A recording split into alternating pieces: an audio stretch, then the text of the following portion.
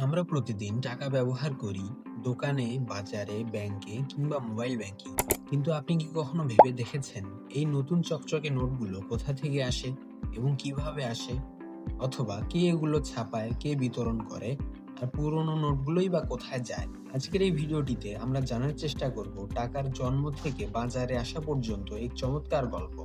প্রথমত, টাকার প্রয়োজনীয়তা নির্ধারণ। বাংলাদেশে নতুন নোট ছাপানোর পুরো দায়িত্ব বাংলাদেশের কেন্দ্রীয় ব্যাংকের।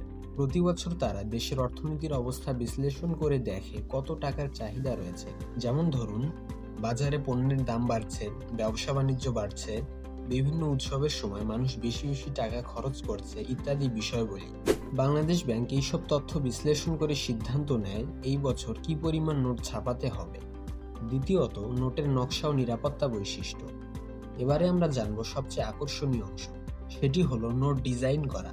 নতুন নোটের রং, আকার, ছবি আর নিরাপত্তা বৈশিষ্ট্য ঠিক করা হয় এমনভাবে যাতে কেউ সহজে জাল নোট বানাতে না পারে। একটি আসল নোটে থাকে বিশেষ ধরনের cotton paper, watermark, security thread, hidden number আর মাইক্রো প্রিন্টিং। সব মিলিয়ে এই নোট বানাতে অনেক সময়, খরচ আর বিশেষজ্ঞতার দরকার হয়। তৃতীয়ত, নোট ছাপানোর কারখানা। নোটগুলো ছাপানো হয় গাজীপুরের টঙ্গীতে অবস্থিত security printing corporation Bangladesh limited. এখানে থাকে অত্যাধুনিক মেশিন, কড়া নিরাপত্তা ব্যবস্থা আর দক্ষ কর্মী। একবার নোট ছাপা হয়ে গেলে তা বিশেষ নিরাপদ কন্টেইনারে প্যাক করা হয়। তারপর সেই নোটগুলো পাঠানো হয় বাংলাদেশ ব্যাংকের প্রধান কার্যালয় এবং বিভিন্ন শাখার ভল্টে। চতুর্থত, নোটগুলোর ব্যাংকে পৌঁছানোর প্রক্রিয়া। বাংলাদেশ ব্যাংক যখন দেখে বাজারে নতুন নোটের দরকার, তখন তারা এই নোটগুলো বিভিন্ন বাণিজ্যিক ব্যাংকের নিকট পাঠায়। এই বাণিজ্যিক ব্যাংকগুলো সেই নোট সংগ্রহ করে নিজেদের গ্রাহকদের নিকট ছড়িয়ে দেয়। আপনি ব্যাংকে টাকা তুলতে গেলে যে নতুন নোটটি হাতে পান, সেটা ঠিক এই প্রক্রিয়াতেই আসে। পঞ্চম ও শেষ অংশে জানবো পুরনো নোটের বিদায় সম্পর্কে। যখন নোট পুরনো হয়ে যায়, ফেটে যায় বা মলিন হয়ে যায়, তখন সেই নোটগুলো বিভিন্ন ব্যাংকের মাধ্যমে বাংলাদেশ ব্যাংকে ফেরত আসে।